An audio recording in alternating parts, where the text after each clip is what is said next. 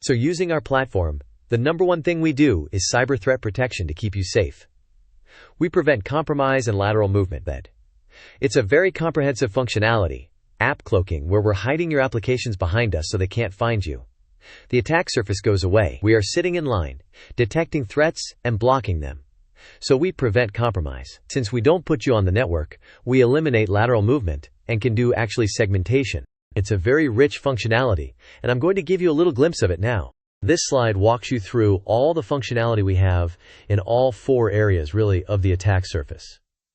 Data protection is very important. Customers are tired of lots of multiple point products and areas. We prevent data loss, whether it's inline through APIs, it could be in motion, data could be sitting in SaaS applications, on the cloud, endpoint data, and even BYOD is used to say, protect data. Secure use of Gen AI is becoming very popular lately. Most of our customers ask about it. So what is this? If I drill down a little bit in this area, we start with discovering what Gen AI application you're using.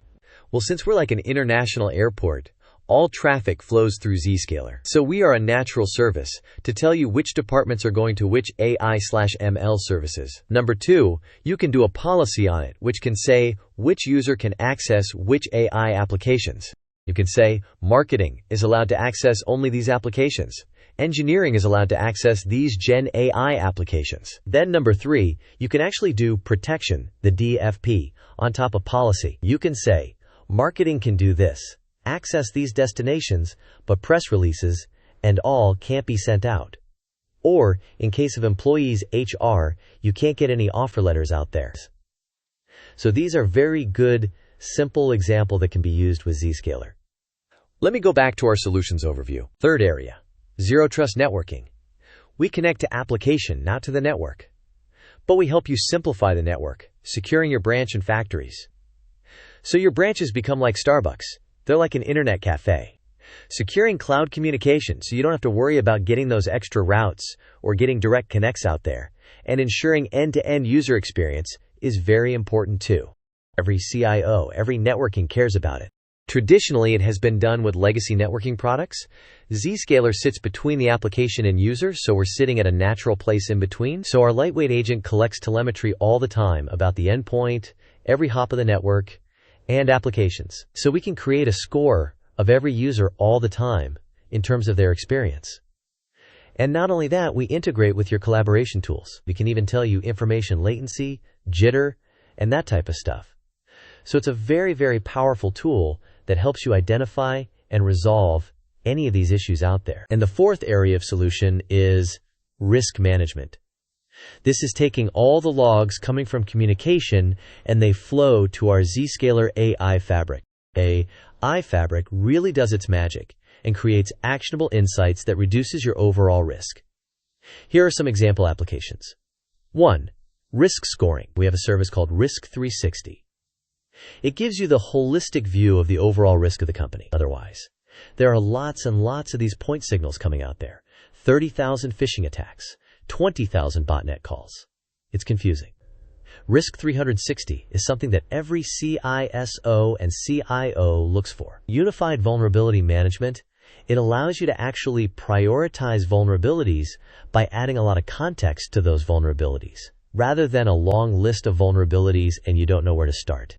Attack surface management and breach prediction are the two new services that we recently talked about. With Zscaler solutions, you can eliminate so many products that ROI becomes a lot simpler. Among these solutions, let me drill down a little bit on Risk 360 because it's very exciting. We talked about 4 stages of attack, so we essentially are scoring your risk for each stage of the attack. And this risk is scored based on multiple factors.